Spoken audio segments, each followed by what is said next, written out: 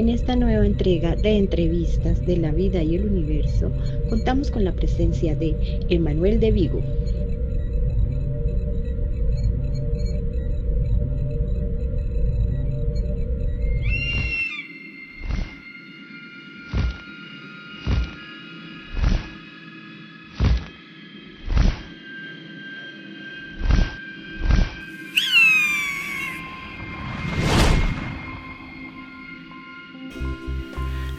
¿Qué tal? Muy buenas noches a todos, nuevamente aquí en La Vida del Universo Entrevistas. Una nueva propuesta a partir del 2025 de estar todos juntos otra vez con diferentes personajes. Pero en este caso ya lo hemos conocido hace un tiempito atrás, ya hace bastante, ¿eh? Vamos a recordar cuánto hace. Y voy a saludar a mi colaborador.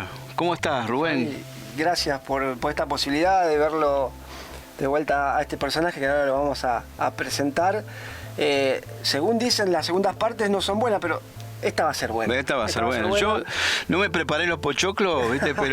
pero es bueno. No, nada, ansioso porque, uno hurgar en el pasado y más sabiendo de quienes seguimos a Giorgio, no, es imposible separarlo de su maestro, en este caso Eugenio Siragusa, y hurgar en ese cajón del recuerdo de sus vivencias, de cómo era él. Exacto. De cómo se vivió la obra de adentro, ¿no? Exactamente. Por eso hoy tenemos y vamos a presentarlo a Emanuel de Vigo. ¿Cómo estás? Buenas noches o buenas tardes, depende de los que nos están viendo. Buenas tardes, sí, buenas noches. Aquí son las 9. En España, efectivamente, buenas tardes a todos. Bueno, gracias por estar otra vez con nosotros. Ya ¿cuánto hace que lo tuvimos? Unos cuantos años. Antes de la pandemia fue, me parece, ¿no? O durante la pandemia, no me acuerdo. Creo que después de la pandemia, después pero de la pandemia. Si no pasaron 3 años... Fácil. Bueno, acá te tenemos nuevamente y quedó algo pendiente en esa charla que hicimos, porque queríamos que nos contaras todas las experiencias que tuviste vos en los diferentes viajes con Giorgio, ¿no? Anécdotas, cosas que has vivido con él íntimamente. Y primero hacemos una refrescadita para la gente que vuelve a tomarte en el video para que recuerden quién sos. Vos contanos quién sos y ahí después vamos a tratar de ir desarrollándonos para que la gente te conozca nuevamente. Bien, bueno, yo soy Emanuel, vivo en Vigo, en España en este momento, si bien tuve muchas etapas diferentes donde viví en Suiza, nací en Suiza, acabé viviendo mi juventud en Vigo, viví unos cuantos meses en Sicilia en casa de Eugenio, luego acabé en Suiza en un arca, un grupo que seguía a Eugenio que era mi tío. Luego volví a España, volví a Suiza, volví a España, volví a Italia, estuve viviendo 10 años en Italia con Giorgio, acompañándolo, haciendo viajes, y ahora estoy de nuevo en España porque por misión y facilidad de ciertas cosas estoy aquí de vuelta. Y prácticamente nací en esta obra de Giorgio, de Eugenio, porque mis padres y mi tío, como dije antes, eran los amigos de Eugenio, es decir, que cuando Eugenio empezó a hacer conferencias sobre el contactismo, sobre su experiencia, etc., entre unas cuantas personas que se acercaron a él estaban tanto mi madre con su pareja y mi tío.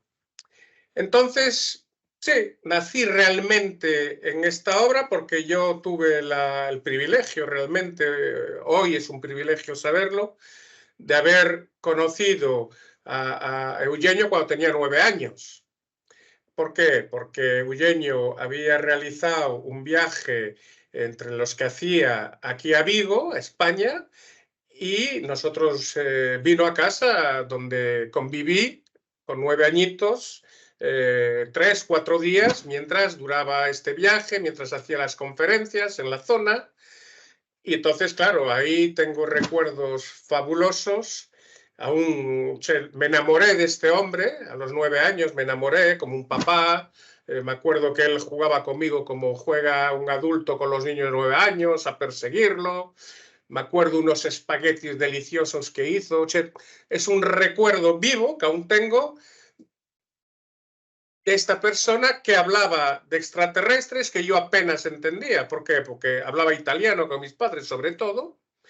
Pero sé que todo lo que decía me quedó grabado porque después lo volví a ver a los 12 años y para mí era totalmente una realidad los extraterrestres, los contactos de lo que hablaba. Tanto es verdad que yo cuando iba a la escuela a 13 años tenía el adhesivo que se hacía en aquella época que se llamaba Asociación de Fraternidad Cósmica, había un platillo volante, yo lo llevaba en la carpeta.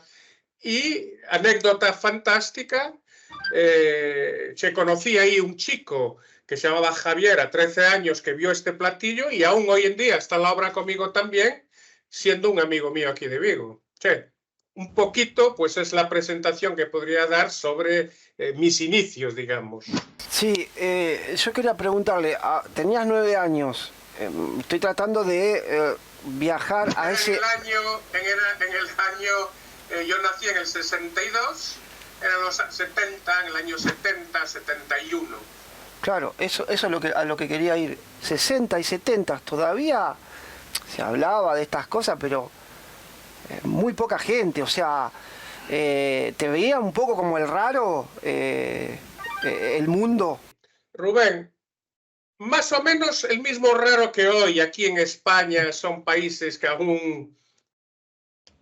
No es como Sudamérica, que tal vez es más abierto, México, las flotillas, aquí, bueno, hoy en día ya no eres tan raro, pero es difícil que te crean, que te sigan. De hecho, de todos los amigos que yo hablaba, contaba esta historia en el cole, solo uno sentía como nosotros, pero totalmente igual. De hecho, os cuento una pequeña anécdota. Dentro de este camino, piensa tú que a los 13 años... Este amigo Javier, que se llama, que es de Vigo, y yo habíamos organizado, porque no éramos muy felices en el entorno familiar, porque una cosa no tiene nada que ver que estemos en una obra y que todo se haga bien, hay errores humanos en familias, etc. Y en nuestro entorno estábamos más o menos. Tanto es verdad que organizamos una fuga para ir a ver Eugenio, es decir, ir andando desde Vigo hasta Sicilia, que son 4.000 kilómetros, una utopía, pero nosotros creíamos firmemente en eso. Tanto es verdad que habíamos preparado la mochila por la noche y todo para ir a junto de Eugenio. Imagínate la importancia que tenía para él, que no lo conocía, y para mí, que lo conocía. Después nos pillaron, no fue posible, lógicamente éramos niños, la organizamos muy mal la fuga. Le salió mal, le salió tiro por la culata.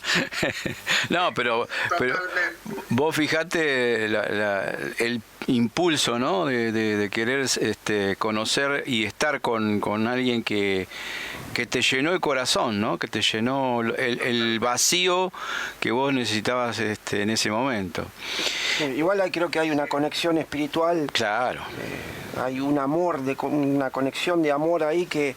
Porque si no es difícil entender, en esa época, 2 chicos con esta edad... No, porque difícil. Recuerdo que, a ver, hoy por hoy, los padres de hoy, prácticamente... a ver, la rectitud física casi no existe. En aquella época... Te la daban. Sí, había rectitud física. De hecho, yo fui castigado a pasar un día entero porque no entendieron lo que yo quise transmitir. Yo lo transmití a mi manera, decir, mira, es que la aventura, quisiera vivir eso. Entonces, bueno, de alguna manera en aquella época sí había ese... Y a mí me castigaron literalmente en una terraza al frío, de tanto que me acuerdo que entré un poco en hipotermia, después tuvieron que meterme en una bañera con agua caliente. A ver, hoy en día no es grave, pero quiero decir, efectivamente... Sabíamos que lo que hacíamos, y estábamos decididos, si no nos pillan, no hubiéramos ido muy lejos porque no teníamos dinero, pero bueno, que íbamos a ir andando por los montes para adelante y a vivir la aventura, con el objetivo de ir a ver a Eugenio, de estar con Eugenio.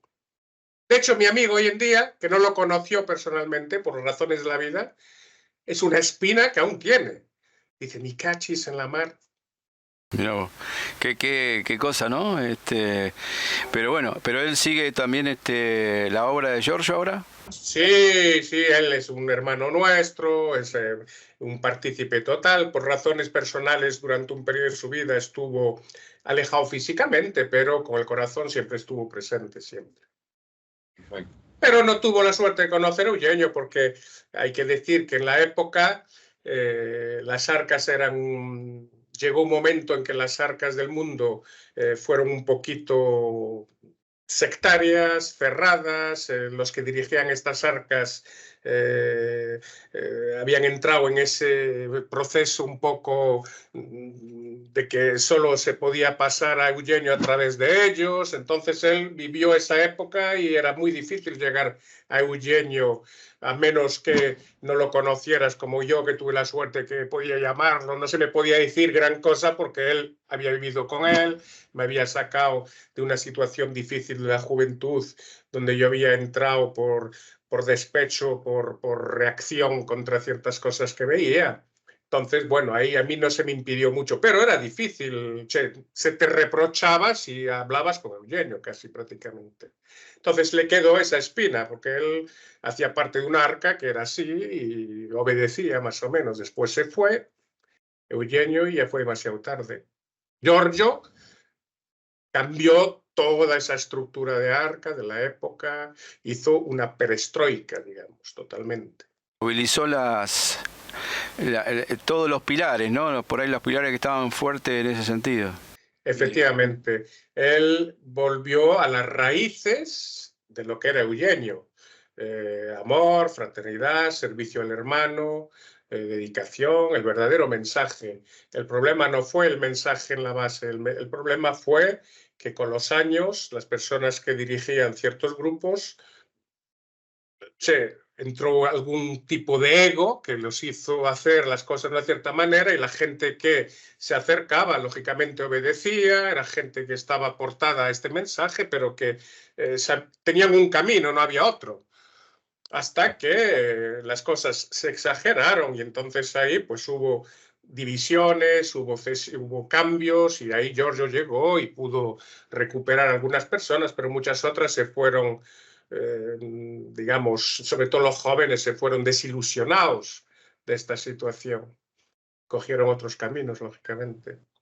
Claro, claro, qué pena, ¿no? Pero bueno, fue también el cielo también que hubiese querido eso, porque si no, no hubiese pasado. Yo creo que ahí había una marca, ¿no? Claro, y cada uno tiene la responsabilidad de lo que ha creado. Y vamos a hablar que los jóvenes de aquella época, que había arcas con muchos jóvenes, tienen una responsabilidad limitada porque los pobres eran jóvenes. Y cuando tú a un joven le das algo que no es bueno, pues claro, se va. Pero bueno, sé que muchos jóvenes hacen cosas positivas de todas formas, hacen otras cosas, solo que un poquito han dejado de lado esta temática por lo que pasó. Claro, claro, exactamente. Sí, me quiero quedar con eso. Mirá, yo no sé, siempre hablo con Fabián, como decís vos, a veces tenemos situaciones de vida que estás más presente en la hora, a veces no. Es muy difícil, ¿no? Porque somos tan humanos. Primero y principal, lo que decías vos, que es siempre que está presente el ego, porque tenemos un ego tan gordo, y sí. Me incluyo, yo estoy a la cabeza de toda la humanidad, es lo que más complicado tenemos de seguir, sea dentro de la obra de Giorgio o cualquier camino espiritual.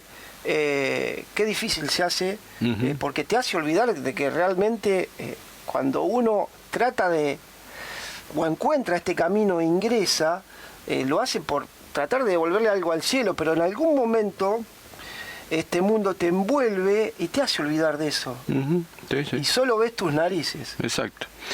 Vos fíjate, me hiciste acordar algo. Sí, dale, después lo comento. Sí, abundo en tu cosa. La gran fuerza y el gran ejemplo de Giorgio, que vosotros conocéis perfectamente, es su humildad y el servicio.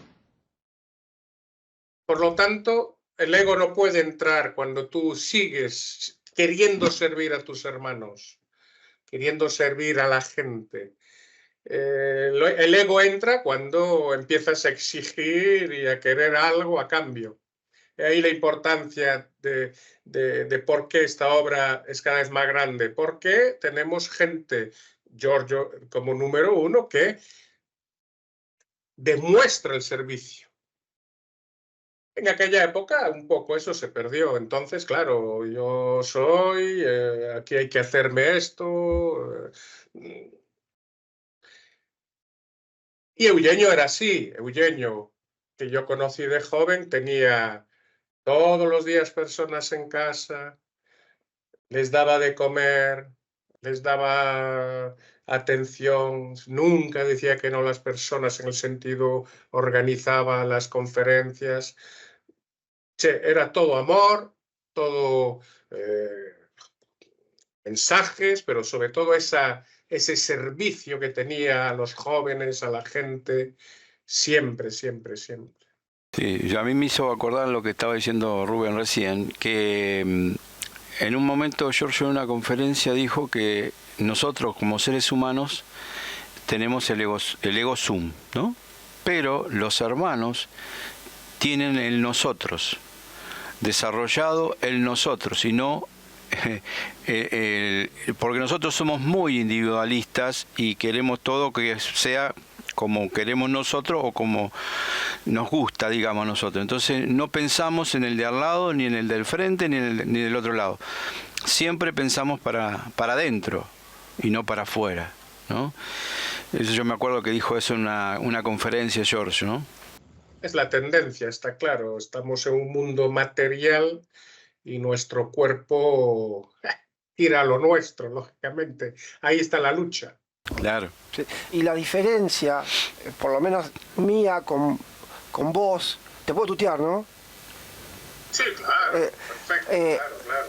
Yo no trato de compararme con tu vida. Vos creciste dentro de este lineamiento, de siendo parte de ese océano, de ese conocimiento nuevo. Yo en cambio vengo desde afuera, ¿no? Es como que me metía dentro de esa pecera y cuesta romper esa estructura que tenemos de sentir y de pensar como individuo, ¿no? Y en cambio lo que decís vos, esta gente piensa en el todo. Claro. Parece fácil, pero realmente no lo es. Sí, lo que pasa es que somos muy, como dijo Giorgio, ¿no? El ego sum nos está bloqueando de alguna manera. Lo tenemos para desarrollarnos, pero no lo tenemos desarrollado como correctamente para pensar en lo demás. Lo pensamos para nosotros, para adentro, ¿no? Pero bueno, sí, ¿querés agregar algo? Agregar. No. Sí, está claro, pero bueno, ahí estamos. Lo importante es luchar contra uno mismo, contra sus propios egoísmos, ir para adelante. A veces fallamos, oye, pero sí, lo importante es perseverar, seguir, y al final es como todo, es un entrenamiento. Hay una frase que siempre Giorgio nos decía, Eugenio nos decía. El camino, y bueno, Giorgio también lo dice, lógicamente, cuando tienes que escoger algo, el camino más difícil suele ser el más correcto. Tus decisiones, el que más te cuesta. Claro. Estoy cansado, puedo hacer dos cosas, quedarme sentado, que es más fácil, o levantarme y ayudar a los hermanos a labrar el campo. El más fácil es el malo, el levantarse y cansarte es el más difícil, pero es el correcto. Casi todo en la vida es así. Casi todas las decisiones. Bueno, vamos a introducirnos un poco en los viajes, ¿eh? ¿Te parece, Emanuel? En los viajes perfecto. Vamos a ir en el tiempo. ¿Cuál fue el primer viaje que hiciste con Giorgio? Y si nos podés contar anécdotas que pasaron ahí. Sí, vamos a ver, el primer viaje, digamos, vamos a decir internacional. Ahora no podría decirte cuál fue el primero. Te puedo decir cosas que sucedieron en algún viaje, que no sé si es el primero, el segundo, el cuarto. Podría decir uno que es extremadamente fuerte, que fue el viaje que se hizo a África, a uno de los viajes de África, en el que ahí refleja toda la esencia de Giorgio. ¿Por qué refleja la esencia de Giorgio? Porque fuimos a una África que era un país extremadamente violento, donde había un dictador en aquella época que se llamaba Mobutu, que se llamaba en ese país, hoy se llama República Democrática del Congo, Democrática del Congo, que en aquella época se llamaba Zaire. En ese país se hizo una primera conferencia con mucha gente, fue diferente al segundo viaje que os estoy explicando ahora, o al tercero, no me acuerdo. Porque ahí ya fuimos menos personas y el mensaje fue directamente, uno de los mensajes fue directamente contra el poder militar dictatorial del país.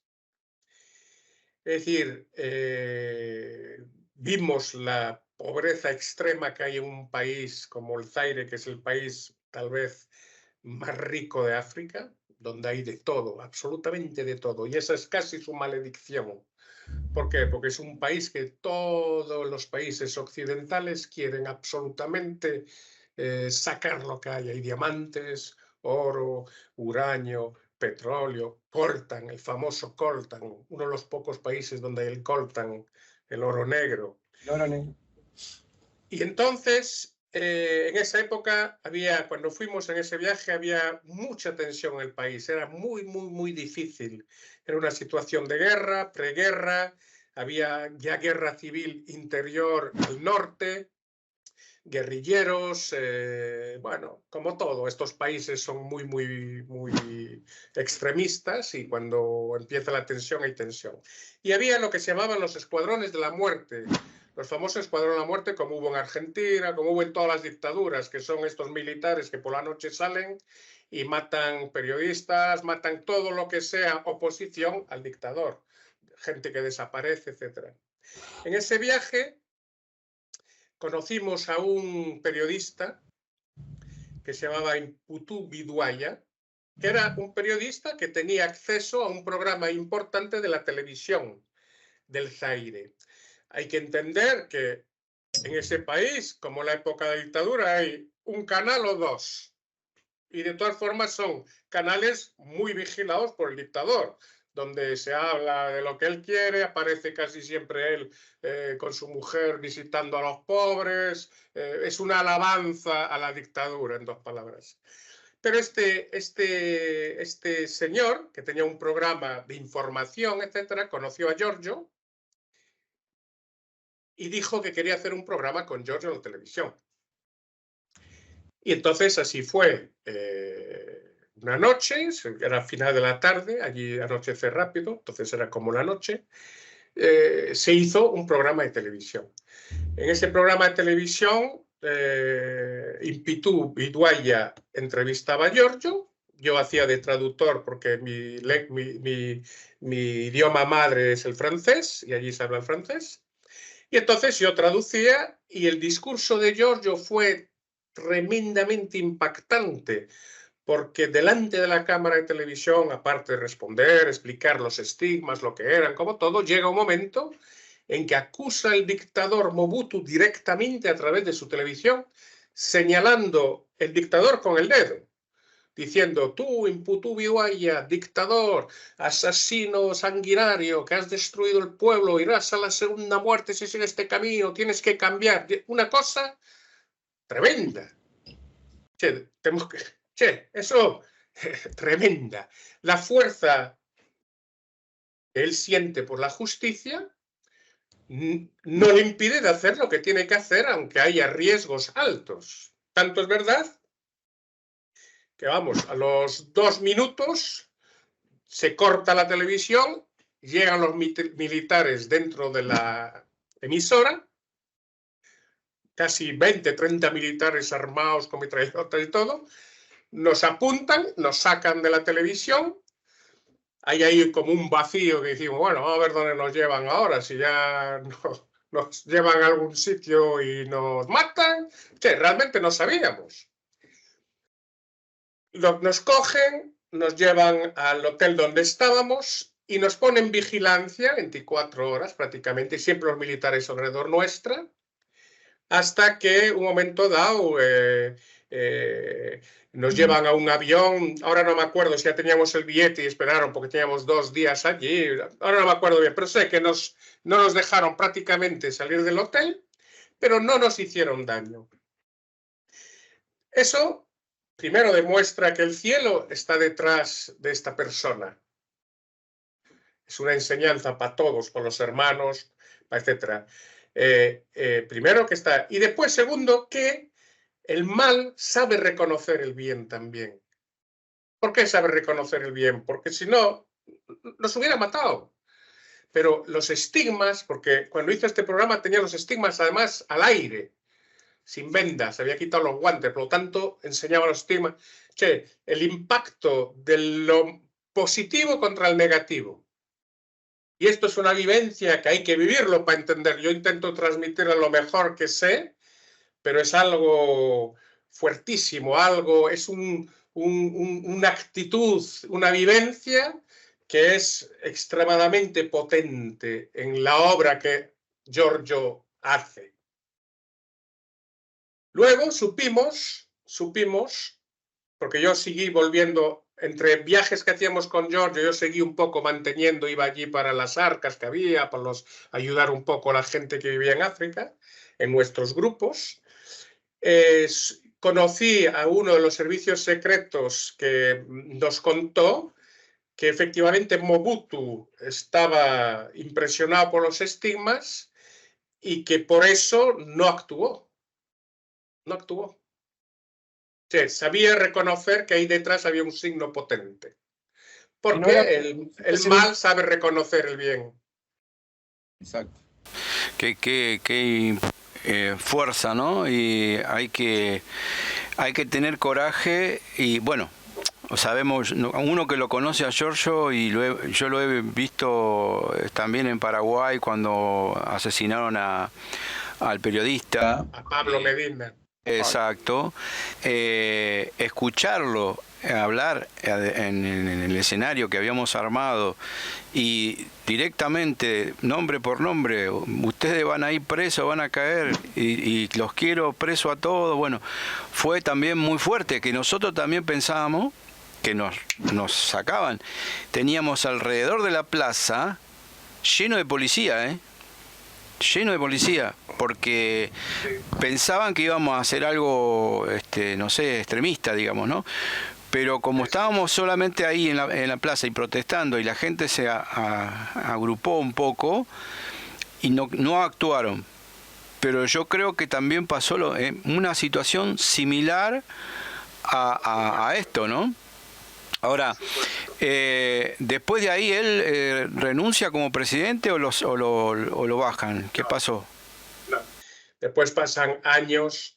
Nosotros, de todas formas, seguimos yendo en varias ocasiones. Se hizo conferencias en el mismo estadio, en el mismo estadio donde muchos años antes había un presidente antes de Mobutu que se llamaba Patrice Lumumba y era un nacionalista, alguien que iba a cambiar el Zaire, que había hecho un discurso que realmente maravilloso, un señor presidente como Allende, alguien que quería su pueblo y que quería cambiar. Y ahí en ese estadio, Allende antes de morir, porque Mobutu, que era un miembro formado de la CIA, era la época contra el comunismo, por lo tanto, fue un miembro de la CIA, lo asesinaron a él y a sus 2 amigos, y en ese estadio Patrice Lumumba gritó libertad, libertad, libertad antes de morir. Y ahí Giorgio también hizo una conferencia donde en el estadio, que había muchísima gente, gritó liberté, liberté, liberté. Y se siguió haciendo viajes, sobre todo de apoyo a los hermanos, conferencias y todo, pero no, a Mobutu Después ya le dio igual, no teníamos acceso a la televisión, lógicamente, eso sí que se había terminado, y Mobutu fue reemplazado por otro dictador años después, y etcétera, etcétera. Pero ahí, pues eso es uno de los viajes importantes. Lógicamente, mira, otra anécdota que también es muy fuerte, porque sucedió, esto sí que sucedió en Aurora, en vuestra zona, cerca de entre Argentina, Uruguay, Aurora, que fue cuando yo ya tenía los estigmas en las manos, en los pies y en el costado. Y entonces es un viaje que se efectuó donde había mucha gente que lo acompañó, entre cuales estaba yo también. Y esa noche pues tuvimos avistamientos en Aurora, efectivamente, estuvimos allí, vimos los platillos volantes, pero se veían de noche, eran puntos luminosos que bajaban, que entraban, porque hay una entrada, ¿no? Allí. Y un momento dado hay una de las astronaves que nos hizo destellos. Giorgio lo saludó, dijo, si sois vosotros, hacer destellos, hicieron destellos y tal, y se fue. Y en ese momento Giorgio dijo que esa noche iba a pasar algo, que iba a pasar algo. Entonces nosotros, bueno, no sabíamos lo que podía ser. Lógicamente, oye, vendrán los extraterrestres, vendrá una nave más grande, yo qué sé, no sabemos. Y era ya tarde por la noche, eran a lo mejor, sí, las 2 de la mañana, ya era muy tarde, habíamos cenado y habíamos estado ahí en esos campos. Vamos a un hotelito allí cerca, etcétera. Y bueno, el tiempo de llegar, de casi ponerse el pijama, por decir, una ducha y echarse, acostarse, ¿qué sucede? Que nos llama Giorgio. Y Giorgio tiene el estigma en la frente, la cruz, que ahora nos lleva. Claro, nadie se lo podía esperar, ya tenía todos los estigmas, no sabíamos, pero aparece esta cruz. Sangrante, todo sangrando, abierta. Es chocante, porque es muy grande, está en la frente. Él mismo está chocado de este estigma, porque recibe también el mensaje de que tiene que llevarla al descubierto. Todo el mundo tiene que verla. Entonces imagínate una cruz sangrante en la frente, ir por ahí en la calle, como es algo que de impacto no... Entonces, ¿qué pasa? Nos despedimos de nuevo de él después de que haya sangrado todo. Para irnos al día siguiente tenemos que ir de retorno a Montevideo, porque la televisión que había entrevistado Giorgio unos días antes estaba sin la cruz, se organiza porque ahora tiene la cruz. Pero por la mañana, es decir, unas horas después, nos encontramos con Giorgio sin la cruz de nuevo. Es decir, desaparecida completamente. Eso lo vio. Una hora y media antes, 2, con la cruz. Primero sin la cruz y ahora sin la cruz. Y ahí nos dice, ahí está la parte humana también de ese momento. Él dice, de alguna manera, estos seres que dan la cruz, el padre, quien sea, sintió desagio, sintió que él no estaba como preparado para llevar esa cruz, le daba como vergüenza, como dificultad hacerlo. Y entonces se lo quitaron de inmediato. Luego él aceptó, dijo, no, que sea tu voluntad, padre, si tengo que llevar esto, tengo que llevarlo, y le volvió prácticamente a aparecer antes de llegar a Montevideo. Es decir, eso es una vivencia increíble, porque lo ves de tus propios ojos. Tremendo, y cicatrizado sin ninguna marca, ¿no es cierto? Nada, como lo tiene hoy. Sí, exacto. Un ligero color blanquecino en la piel, como tú, si apoyas así un poco fuerte, pues se te hace así pero nada, sin cicatriz, nada. Y una hora y media antes, sangrando, una crosta inmensa, vamos, como lo hemos conocido en las fotos que se puedan ver del pasado. Exacto, sí, la verdad es impresionante tu experiencia y qué impacto, ¿no? Al ver la imagen de él, tremendo.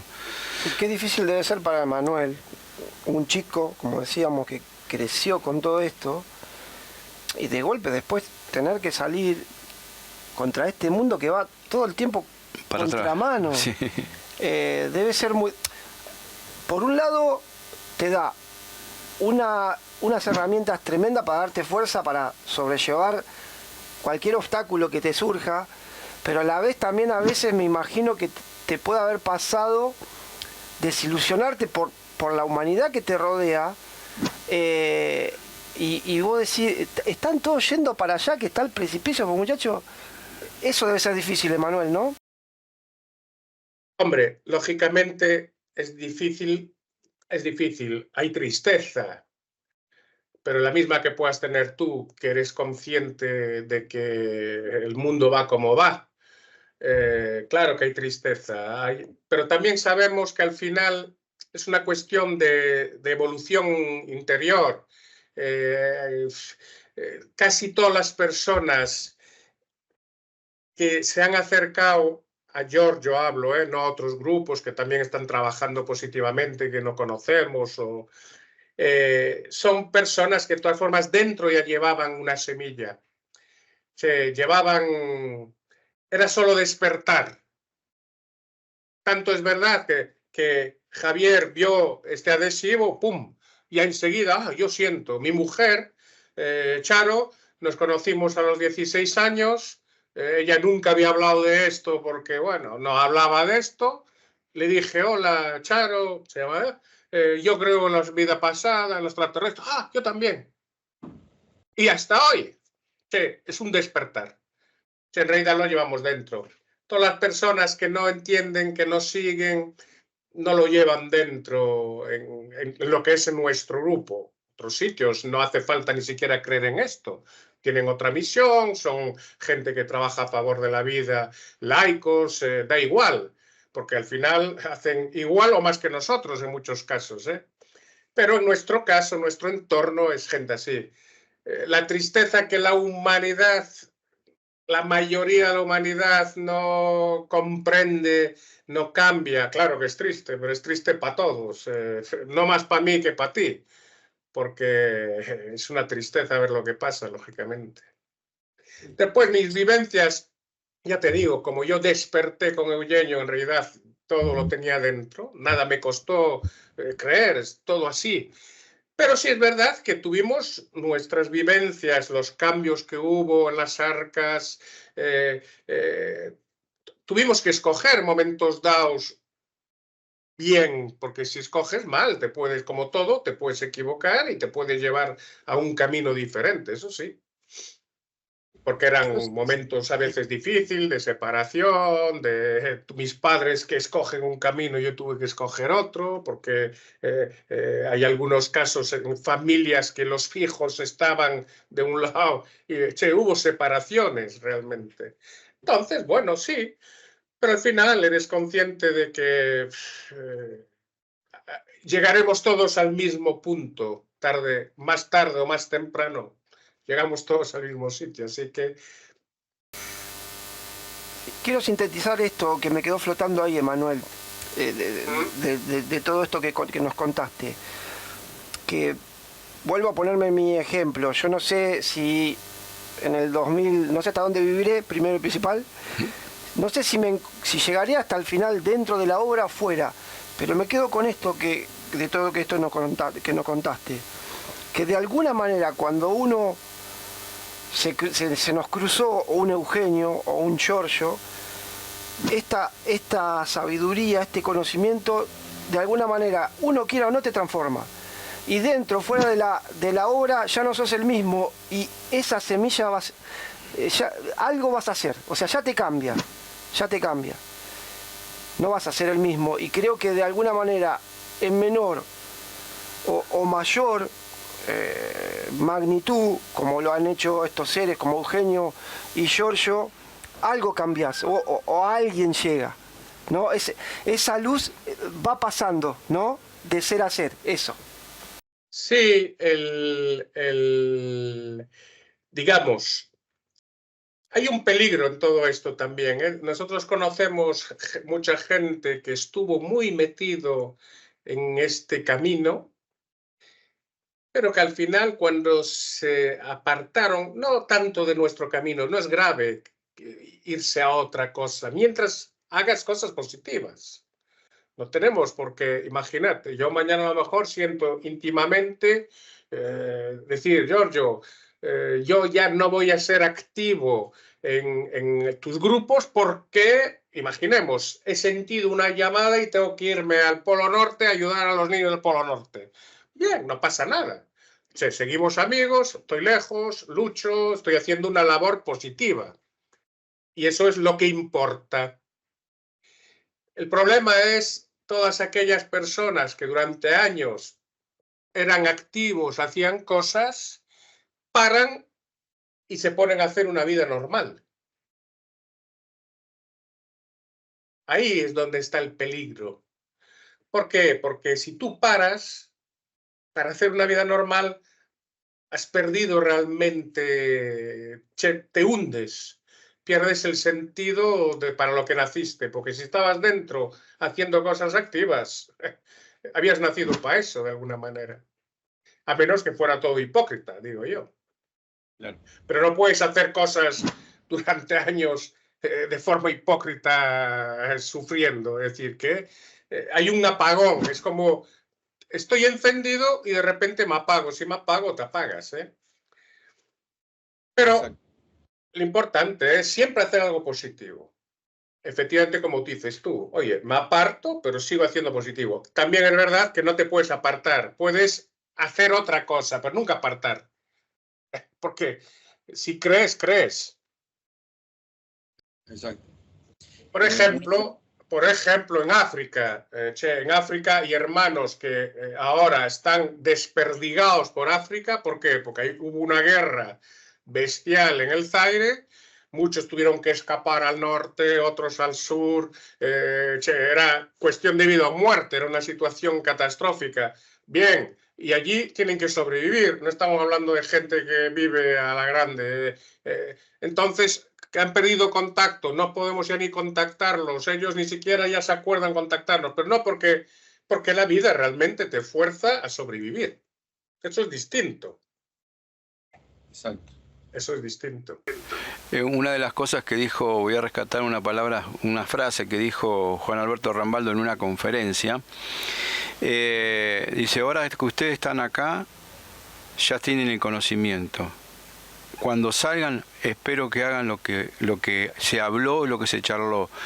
Y no que salimos y a las horas nos olvidamos, ¿no? Que es la desgracia, creo que la del ser humano que tiene, porque yo lo he visto más de una vez, ¿no? En las conferencias, en las charlas, que están todos, uy, qué hermoso, qué lindo, y te va y te abraza, te besa, y después eso le dura, no sé, como mucho una semana, y después se olvidaron. Todo el conocimiento que absorbieron en ese rato lo desperdiciaron a las pocas horas o los pocos días, ¿no? Eso es una desgracia humana. Sí, porque en regla general, no es para todas, pero en regla general, porque escogen el camino más fácil. ¿Por qué? Porque el conocimiento es cambiamiento. Es cambiar mi forma de vivir. En regla general es, voy a hacer algo para los demás. Por lo tanto, es el camino difícil. El camino fácil es vernos, abrazarnos, amor, conocimiento para mí, pero luego sigo mi vida tranquilo y cómodo. Claro. Ahí es donde hablábamos de escoger siempre el camino más duro. Es el que suele llevarte a avanzar y al cambiamiento. Sí, muy claro, muy claro. ¿Y qué otros viajes hiciste con Giorgio que nos puedas contar? Bueno, a ver, hicimos, lógicamente estuvimos en Sudamérica, cuando yo llegué a conocer pues a tanta gente, a George Almendras, etc. Mira, una cosa, sí, un detalle también. Cuando fuimos a Uruguay, tal vez la primera o la segunda vez, ahora no me acuerdo, conocimos a George Almendras, que hoy es el periodista de Antimafia Uruguay, etcétera, número uno, absolutamente un periodista que trabaja en la causa nuestra, en nuestro grupo, etcétera. Cuando lo conocimos, organizó una conferencia en una cárcel de Uruguay. Y entonces se organizó esta conferencia y fuimos a hacer esta conferencia en la cárcel, con los presos. Y fue una conferencia intensa, donde habló de su experiencia, donde habló de Jesús, donde quiso traer esperanza a toda esta gente, porque dentro de las cárceles, lastimosamente, no es un sitio donde le das mucha esperanza, se salen peor que están ahí dentro, en fin, es un... pero llegó un momento dado en que uno de los presos, de alguna manera, le dijo, bueno, tú eres como todos, vienes aquí, hablas, y luego, ¿qué pasa? Nada, se terminó, es decir, de alguna manera...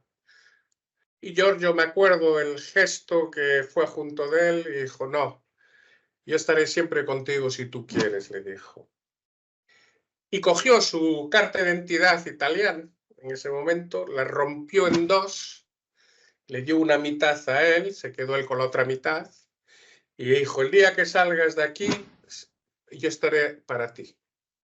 Y volveremos a juntar esta carta de identidad. Y así fue. Después de muchos años, este chico salió de la cárcel, lo llamó, juntaron la carta de identidad y este chico hizo su familia, se formó y de alguna manera sigue con Giorgio. Eso es bonito, precioso fue.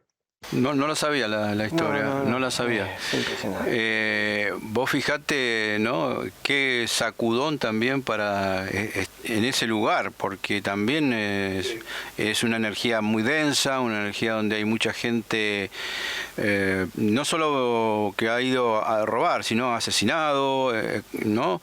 O sea, hay todo. lo que te pinta, digamos, ¿no?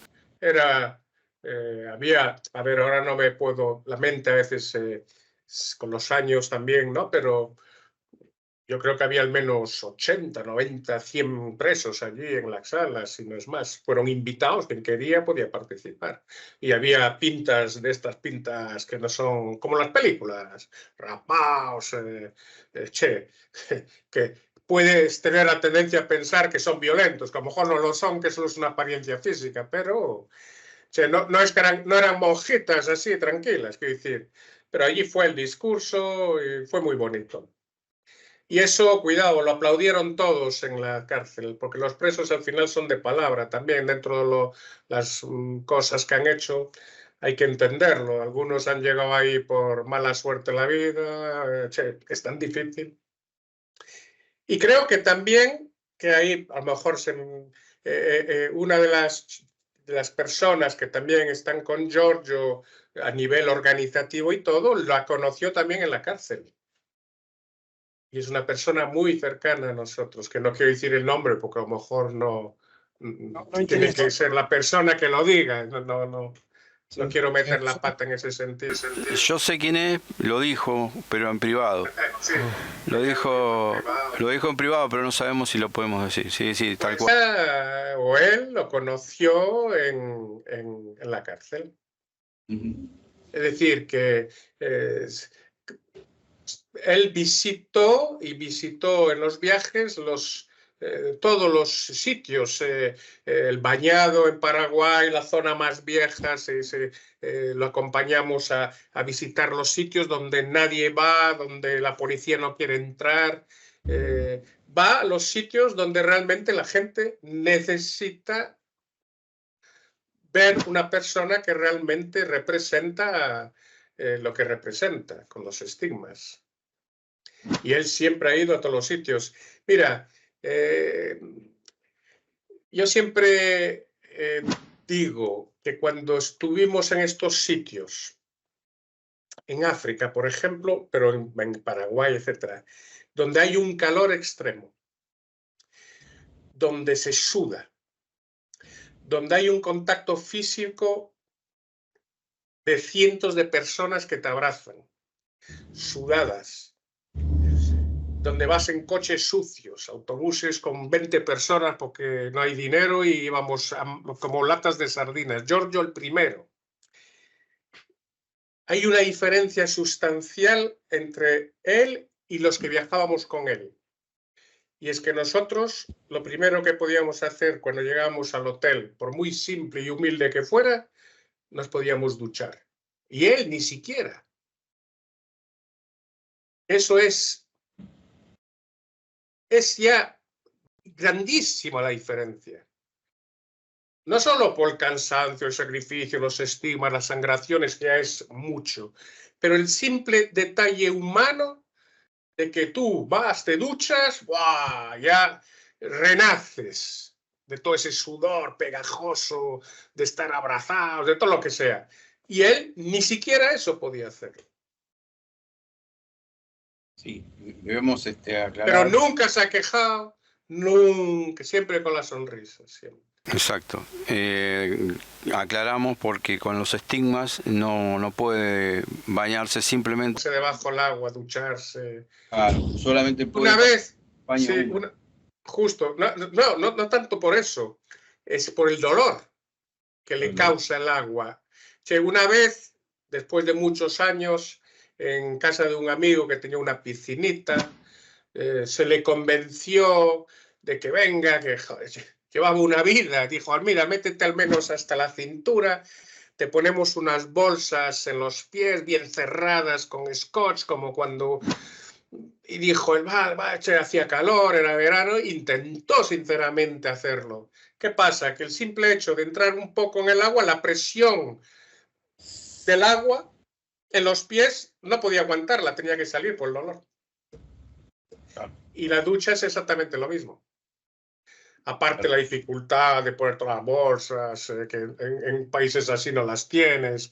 Y entonces nada, él se tenía que lavar pues con una esponjita, servilletas húmedas.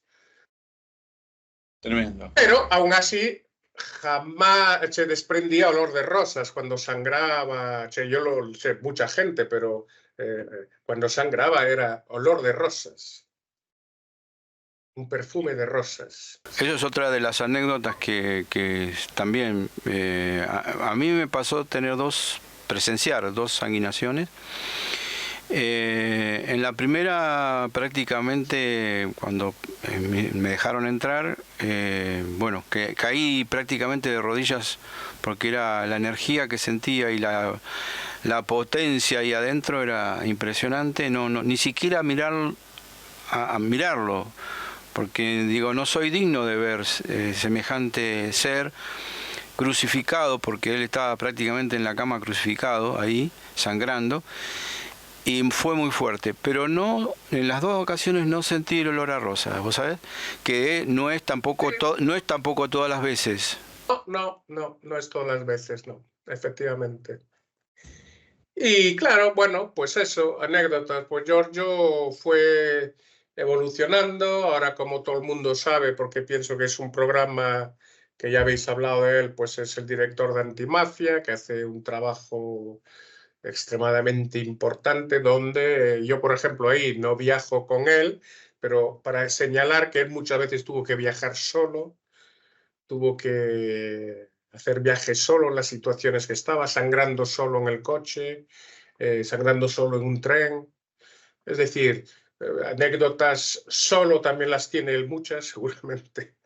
Y después, pues bueno, pues estas anécdotas que conté, hay muchas otras, pero tampoco menos importantes. Yo intento aportar algo que pueda hacer mejor ver la figura de Giorgio, lo que es como persona, ¿no? Exacto. Sí, eso es importante porque generalmente lo primero es el místico, el mensajero, pero esto humanizarlo en cierta manera es comprender que dentro de ese cuerpo realmente... Un hombre que lucha absolutamente contra su propio deseo humano, que poco a poco lo entrenas y le cuesta menos, pero es un hombre, es decir, coge el camino que hay que coger, lo coge, ya está, que le duela, que no le duela, que sufra, que no sufra, porque es el amor incondicionado hacia las otras personas. Sí, lo que se me viene a la mente, por ejemplo, volviendo un cachito y volvemos acá, volviendo a África de vuelta, que es muy probable que él haya tenido algo de miedo y sin embargo Sí. señaló a ese terrible ser y hizo lo que tenía que hacer.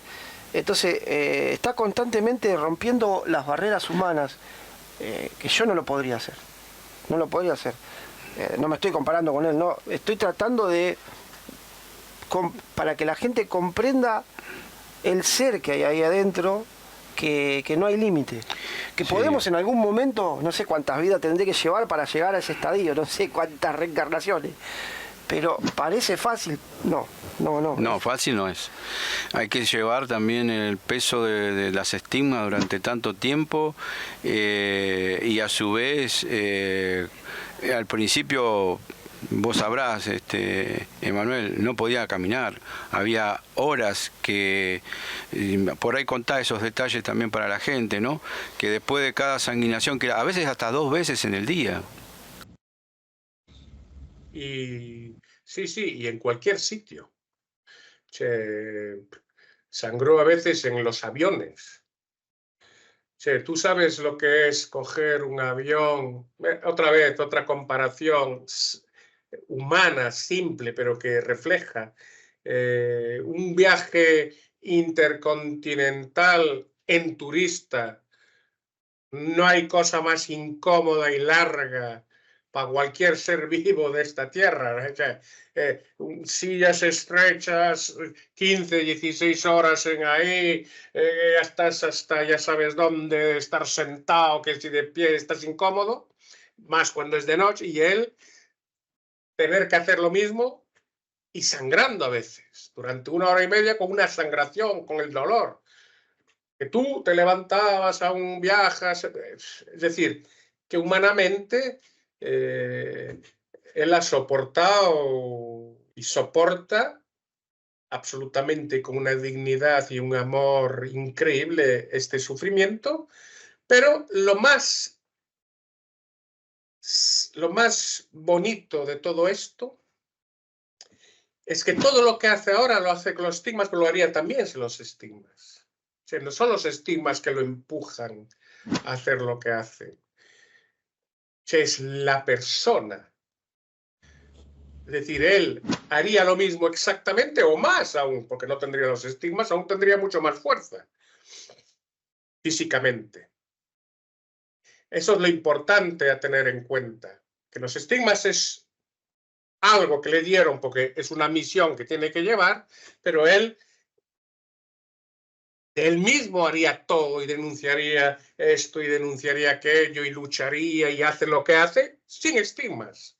Porque lo que lo motiva es su ser interior, su fuerza, su personalidad, hacer lo que hace. Sí, coincido con él.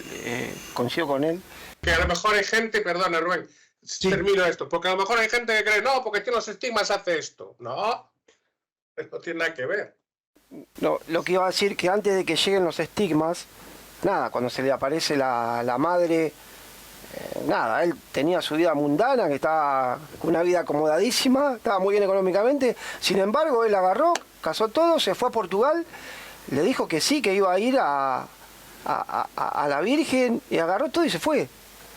Sí, digamos que lo más correcto sería decir que él, antes de tener los estigmas, era un trabajador, era alguien emprendedor, había creado en sociedad con otras personas una sociedad que funcionaba y él, de todas formas, todo el dinero que ganaba de eso lo dedicaba ya a la obra, a hacer conferencias, a hacer opúsculos, a viajar para hacer conferencias o ayudar a otros hermanos a hacer conferencias. Es decir, que él ya su misión era pensar siempre en los demás, siempre, y en pensar en esta obra. Cuando le sacan los estigmas, tiene que cambiar, tiene que dejar su trabajo por fuerza de... Pero iba a trabajar al principio con los estigmas en las manos, iba a trabajar. Hasta el propio socio le dijo, no, ya no puedes, ¿cómo estás? Poco a poco la vida, está claro que lo llevaba a otro camino. Pero él hasta en eso era serio, muy serio, que no quería dejar mal a su socio. Un compromiso. Exacto, un compromiso, una responsabilidad en todos los sentidos. Claro. Eso es la persona que era. De hecho, cuando él era joven, porque yo lo conocí cuando él tenía 15 y yo 16, él ya era un chico que pensaba solo en eso. Que cuando otros jóvenes iban a la playa a divertirse, él hacía fotocopias, divulgaba a los extraterrestres, Eugenio,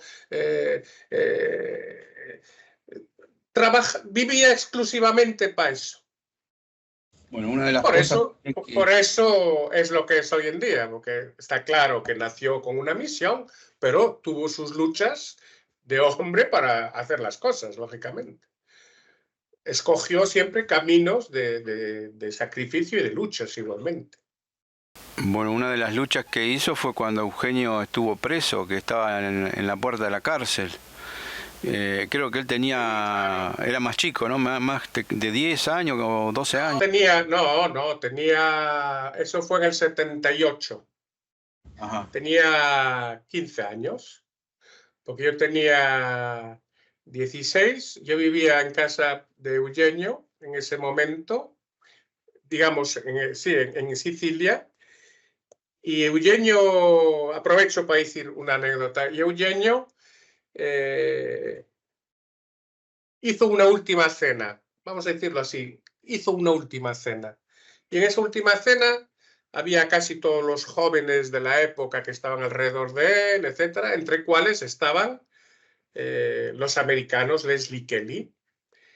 Y me acuerdo que dijo exactamente: esto es como la última cena, aquí hay alguien que me está traicionando. No dijo el nombre, pero él sabía lo que iba a pasar, Eugenio. Tanto es verdad que él, en ese momento, organiza, justamente con mi tío, lo llama a Suiza, le dice que venga a Sicilia, y me pregunta si yo estoy de acuerdo de ir a Suiza con él. Es decir, que él, para protegerme de la situación que se va a crear en Sicilia con él, me aleja hacia Suiza.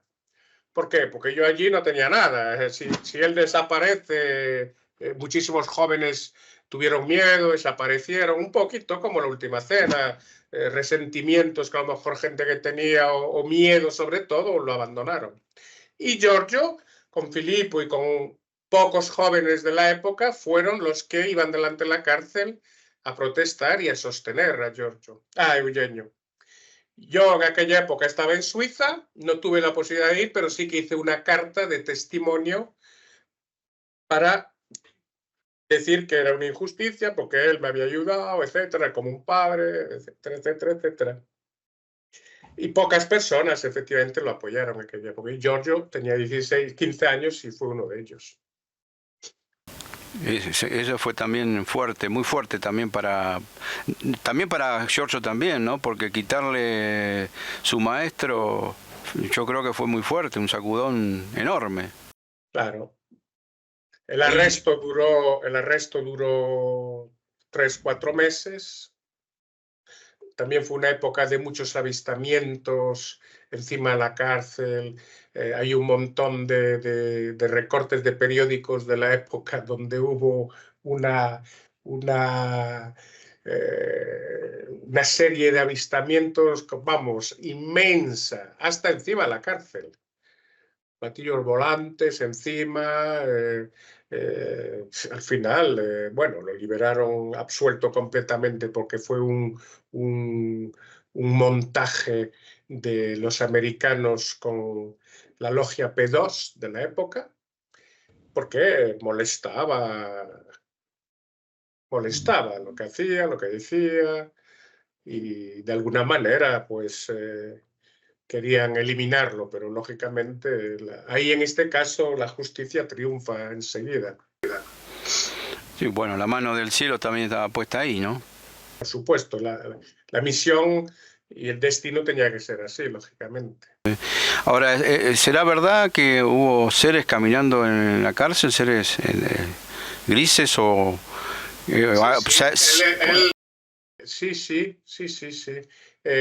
Ahora hay un artículo que me acuerdo haber leído en aquella época y todo, donde un carcelero pidió literalmente el cambio de cárcel porque veía estos seres que acompañaban a Eugenio, y tenía un miedo terrible y pedía, y salió un artículo donde decía que él quería irse porque había visto seres que lo acompañaban. Nada más ni nada menos. Intentaron envenenarlo también a Eugenio en la cárcel. ¿Ahí en la cárcel? Intentaron matarlo, sí. Upa, mirá. Pero él fue protegido, claro, por estos seres. Y a partir de ahí, pues salió. Mira, cuando salió, yo tuve la suerte de bajar con mi tío Dino y estar ahí cuando él vivía se había sacado de la cárcel, no tenía derecho de ir al domicilio donde vivía en ese momento, sino que tenía que vivir en donde vivía su mujer, digamos, su exmujer. Y ahí estaba, sí. Tremendo. No, son vivencias internas fuertes. Está claro que cuando un hombre sale de la cárcel de 3, 4 meses como él, inocente y todo, estar con él, no me recuerdo lo que se habló, pero el sentimiento, yo también era joven, tenía 16 años, un poco más, pero sé que me había salvado, me había sacado de la droga, en aquella época me había metido en la droga, él me acogió. Me dijo, mira, ¿quieres vivir en mi casa y no volver a Vigo? Sí, me acogió, me hizo trabajar, estar con él. Entonces, claro, haberlo visto en la cárcel, claro, fue muy duro también, lógicamente. Pero él siempre lo explicó, era el destino, tenía que pasar, tenía que pasar. Tenía que ser esta traición, ¿no? Como se la hicieron a Jesús. Sí. Exactamente. Pero después hubo el gran, una vez que fue absuelto y todo, organizó una gran conferencia donde invitó a los americanos que lo habían denunciado, que habían dicho barbaridades, los que habían depositado las injurias que le habían hecho, y él los invitó, dijo, yo los perdoné, etcétera. No vinieron, lógicamente, pero él los invitó a una conferencia donde explicó todo, donde explicó por qué había sido absuelto, porque no había prueba ninguna, que era todo un montaje, y los había invitado también. Yo ahí pude participar también, bajé desde Suiza con mi tío y ahí estuvimos. Sí, muchas vivencias, algunas más fuertes que otras, pero al final siempre vivencias. Qué fuerte, ¿no? Esa experiencia, haber invitado a sus propios traidores, ¿no? O sea, qué humanidad interna de Eugenio, dándole el ejemplo a todos, que tenía que perdonar, ¿no? El perdón por delante. Y bueno. Quería recuperarlos. Exacto. No sé si querés hacerle alguna pregunta. No, estoy pensando que ellos un poco ven desde afuera el libreto, ¿no? A ver, ¿cómo puedo decir? Que al saber lo que va a pasar y que tiene que ser así, también comprenden al que traiciona. Claro. Sabiendo su límite de conciencia, puedo decir, no quiero faltar respeto, ¿no? Sí, por las creencias también, ¿no? Por las creencias que ellos traían, digamos, como seres humanos, y creyeron que lo que estaban haciendo estaba correcto, hacer una denuncia falsa, ¿no? Tal vez sí, tal vez no. No sé si pensaban que era correcto, lo que sí seguro es que fueron corrompidos, eso seguro. Ah, sí, eso tenés razón. Sí, fueron corrompidos por poderes y se han equivocado gravemente, digamos, gravemente. O sea, lo que tenían que haber hecho es, ya que Eugenio los perdonaba, tendrían que haber cambiado, cosa que no hicieron. Entonces se llevan una responsabilidad, lógicamente. Cada uno se lleva las responsabilidades del camino que escoge. Sí. Hay algo que nadie se libera, ¿no? Que es el boomerang, ¿no? Vuelve. Nada, pues eso. Sí. Claro, sí. Causa efecto siempre. Eso. O aquí, o en la próxima vida, o lo que sea, pero siempre, está claro. Sí, tal cual. Esa ignorancia que tenemos, que casualmente el programa anterior hablamos de Hermes Trismegisto y del Kybalión y todavía no hemos comprendido que Dios no castiga, que pone herramientas para que el hombre aprenda que el pensamiento y el accionar lo hace esclavo de eso mismo. Uno es esclavo mismo de cómo actúa y cómo piensa. De las acciones. Exacto. Entonces, todavía, cuando descubramos esto, bueno, obviamente esta humanidad se va a liberar y ascenderemos, pero mientras no queramos comprender todo esto, seguiremos siendo esclavos de nosotros mismos, ¿no? Exacto. Sí, el mensaje que podríamos, ya que más o menos llegamos al final, el mensaje para quien nos escucha, que es nuevo o que alguna vez os escuchó o lo que sea, hay que ser abiertos de mente, ya para empezar, lo primero. Ser abiertos de mente, escuchar, estudiar y luego la lógica, si somos lógicos y tenemos las pruebas suficientes que nos llevan a ver las cosas porque somos abiertos de mente, es raro que nos equivoquemos, porque vamos a escoger bien. El problema es si somos cerrados de mente y ya ponemos un muro delante de que no es posible las cosas. Exacto. Ahí es la importancia. Abiertos de mente. Ser abiertos de mente significa que damos la posibilidad de que todo es posible y después hay que estudiar si es verdad o no. O sea, yo puedo encontrar mañana a alguien en la calle que me dice, oye, he visto a Dios, por decir una tontería, he visto los extraterrestres y me llevaron a la luna. Oye, es posible.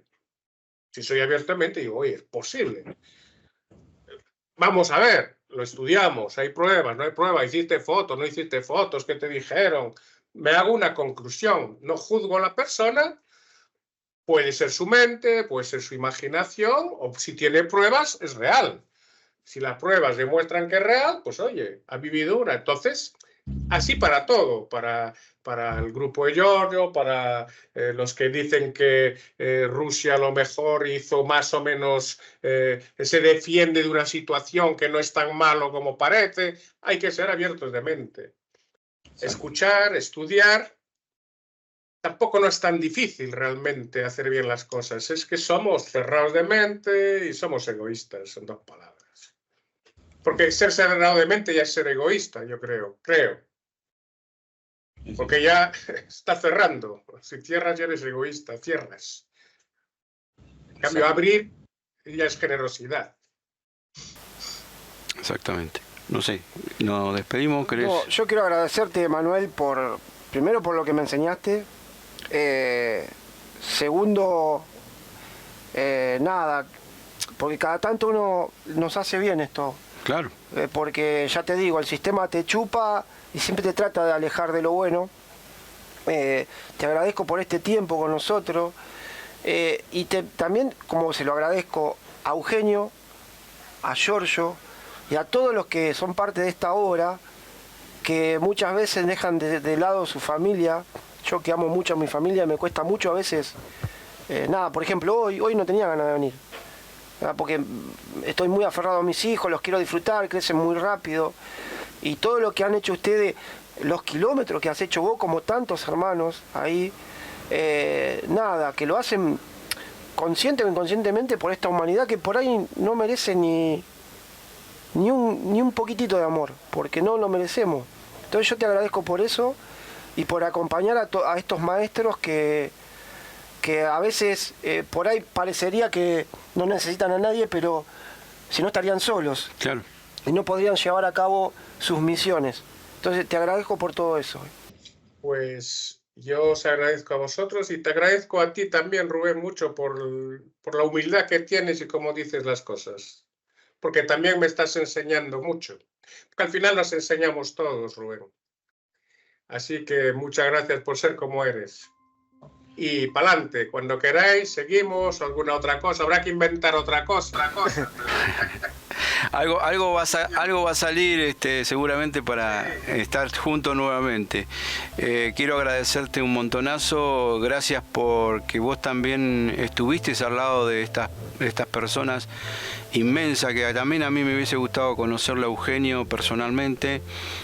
Yo cuando entré a la obra, él al poquitito tiempo, entré a la obra, ya había fallecido, pero en realidad yo había visto otras conferencias que todavía él estaba ahí medio enfermito, ya estaba en las últimas, digamos. Pero me hubiese gustado conocerlo, me hubiese gustado de corazón. Emanuel, ¿qué decirte? Abrazarte a la distancia, saludar a todos los hermanos de allí de Vigo y todos los que te rodean, que te ayudan también en tu grupo, en tu delegación, en tu arca. Así que desde ya un beso grande, un abrazo grande a todos por ahí. Y gracias por estar. Gracias a vosotros dos. Muchas gracias. A la próxima. Rubén. Contigo. Abrazo grande. Y abrazos a tus hijos. Bendiciones. No nos corte, quédate un cachito. Bueno, ustedes gracias por estar del otro lado, gracias por compartir este rato junto con nosotros y gracias a vos también, Rubén, por venir, por estar. A vos. Y bueno, hasta el próximo encuentro y gracias y hasta la próxima.